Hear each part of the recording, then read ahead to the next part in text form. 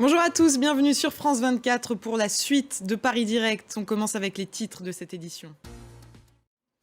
On ouvre ce journal avec ce sommet de la Ligue arabe qui s'est ouvert aujourd'hui à Djeddah. Les membres de l'organisation ont mis fin à plus d'une décennie d'isolement du régime de Bachar al-Assad. Le président syrien avait été écarté de la Ligue arabe en 2011. Le président ukrainien multiplie les déplacements en ce moment puisqu'il est attendu à Hiroshima au Japon ce dimanche pour le sommet du G7. Changement de programme puisqu'il prévoyait initialement d'intervenir par visioconférence. Le sommet s'est ouvert aujourd'hui avec une réunion consacrée à la guerre en Ukraine. Les leaders des pays du G7 ont encore accru leurs sanctions contre la Russie. Ils vont notamment s'attaquer au commerce de diamants.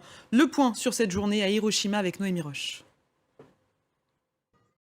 Volodymyr Zelensky qui a salué tout à l'heure l'autorisation par Washington de livraison d'avions de combat à l'Ukraine. Parmi ces avions, des F-16 américains. Joe Biden a indiqué qu'il soutenait l'entraînement de pilotes ukrainiens sur des F-16. Merci Sonia Dridi pour toutes ces précisions.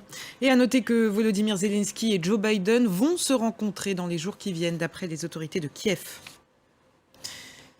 L'Espagne fait face à un feu de forêt jugé hors de contrôle par les autorités. Environ 700 personnes ont dû être évacuées dans la région d'Estrémadure, dans l'ouest du pays. Merci Henri Delaguérie pour toutes ces précisions.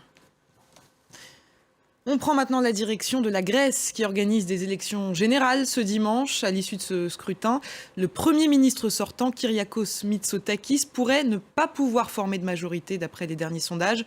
Une coalition des 4 partis de gauche pourrait voir le jour derrière l'ex-Premier ministre Alexis Tsipras. C'est un reportage d'Alexia Kefalas, Angelo Statsis et Nathalie Savarikas.